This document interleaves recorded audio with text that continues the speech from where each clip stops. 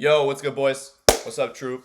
Today we took a break even, and I want to use this as a lesson to teach you guys how to tell when because in a live trade, it moves differently, right? So how to tell when a pointer entry is failing with my strategy, bias strategy, bearish confluence above a previous daily low. This is our draw of liquidity. We were aiming to go lower to the session level density down here. That did not happen. Instead, it turned into an order block, created its own first fair value gaps, and a pointer entry to the upside. Long validating. If you go on my stream, I told you guys it would long validate. I did not take this because it's just not something I would prefer to take, but it did happen. So I want to go over how to determine when a order is going to fail. I talked about this in the pointer video, but we're going to talk about the idea of a pointer inverse, which is when that pointer does not create the fair value gap and instead creates a liquidity sweep after, and then you get a pointer after that. That would be a new bias back up to EQ. So we remember our rule, right? Our rule of three. The rule of three is this.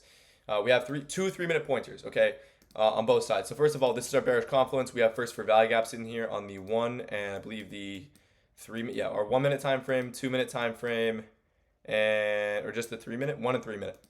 Okay, your pointer entry, we did not have a whole lot of inefficiency across our time frames. We didn't have that parallel inefficiency. Those 3 minutes were getting retraced. Those 2 minutes were getting retraced.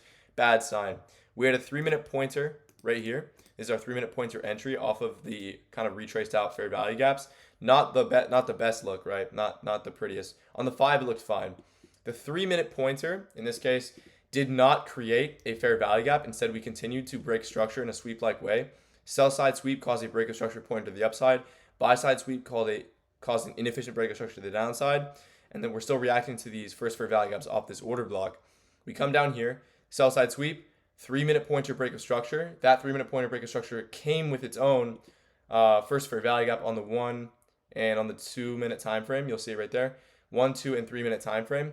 So obviously, if it moves to the 5-minute time frame, which it did, you're going to want to cancel out that order. But where would it cancel out? Where would you stop that order out if you're seeing that those inefficiencies form against you? The pointer must create 3, 5, any time frame inefficiencies after and sustain that and pass them along, right? So if you have a 3-minute pointer break of structure and it doesn't translate into inefficiency right after, that market state is not going to hold. That's why I was trying to go break even on here, and I got a perfect break even fill. I walked away from the day perfectly break even. The problem is a lot of you guys didn't know when to enter. You got emotional. You didn't know how to enter. You didn't know what the best way to enter was. You're acting out of impulse. You're like, fuck this guy. He doesn't know what he's fucking talking about. And so I want to make this video to teach you how we can reduce our risk. Because our wins with my sizing are going to be anywhere from $300, $400, $500, $600 to sometimes even $1,000. Usually like $300, $600 range is what I net per account, and I'll end up on the day multiple thousands, right? But with that being said, our losses are going to be about 50 or from 0 to about 50, 75, 100, 125 at most, like at fucking most per account, right? That's a huge advantage, right? You can see almost a 3-to-1 risk to reward at a minimum. Less than that, a 2.5 onward risk to reward. That's really fucking good. But you can see the 3-minute pointer, we didn't fail, okay? A lot of you guys in chat were freaking out. Yes, the pointer failed clerically here. The order flow is done. The inverses, our first fair value gap inverses, our first fair value gap bearish fair value gaps did not hold, as well as the pointer breaking structure. That is the last moment you would ever look for a short. Absolute last moment. But you're already too late. We had a 3-minute pointer form with a 5-minute pointer break, or excuse me, just a 3-minute pointer break with our first fair value gaps to the downside. We already had our first fair value gaps on that lower time frame. We already had that shit. So in this case, we had our 3-minute pointer break off of a liquidity sweep. You should have broken even on this. Immediately, you should have broken even on this. When you see pointers, for example, if your entry was on the pointer break of structure on the 3-minute time frame, your entry was somewhere in here, right?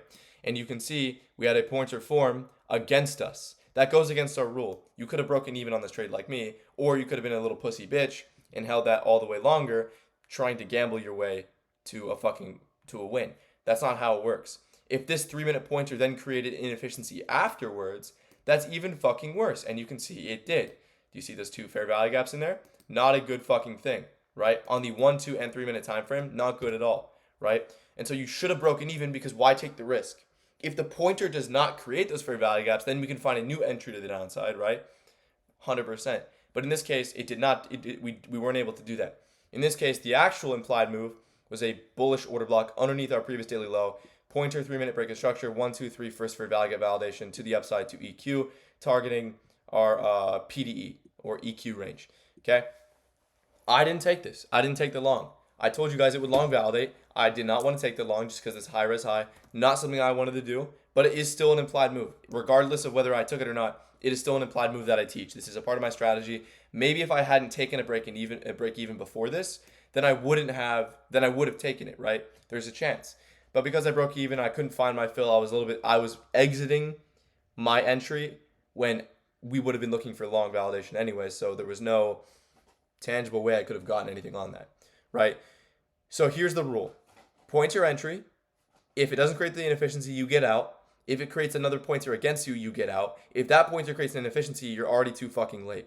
However, if you enter off of this pointer break with inefficiencies, and then that creates another pointer to the downside, you walk. That's where the rule of 3 comes from my pointer videos, right? Where I talk about if 3 pointers break back to back to back, that's consolidation. In this case, we had a pointer break. Every implied move starts at a pointer and ends at a pointer. You can see we started at a pointer here for this implied move. We started at a pointer here for that implied move. It did not create the inefficiency. We got out at break even. If you took the right entry, if you did not take the right entry, you probably lost more. I don't fucking know. If you took this pointer and it didn't create the inefficiency right after, you can see there's a clear difference. Of inefficiency, no inefficiency. Got out at break even. This pointer break caused an inefficiency. Chilling, right? More than fucking chilling. And that was also a 3-minute first for value gap. Now, there's not a whole lot of room between us and EQ range, so maybe it's not the best, but you can still see there was an opportunity in there for you to take a trade. So that is some clerical things to go over. This is like the rule of 3, right? Hopefully it makes sense. When you inverse that pointer, creating another pointer, and it creates the inefficiency, that's the implied move, and you were the order block for that move. Does that make sense? We were the order block for this move. I don't know if I would have taken it if I was backtesting or if I hadn't taken a break even on this previous trade. I have no fucking clue. But hopefully you learn a little bit from this, and this helps you feel a little bit more comfortable taking pointers and knowing when they lose, right? Because they do lose. They do lose. And that has nothing to do with the actual confluence itself. It just has to do with volume behind the market. If the implied move is not the correct implied move, that volume is not going to come in and create that inefficiency. We're still going to respect our rules. If it doesn't create the inefficiency, it's all good. We walk. We leave. Break even for me. Hopefully, this is educational. Let me know in the comments if you have any questions. I will see y'all later. I might stream after this. We'll see. Depends on where we move.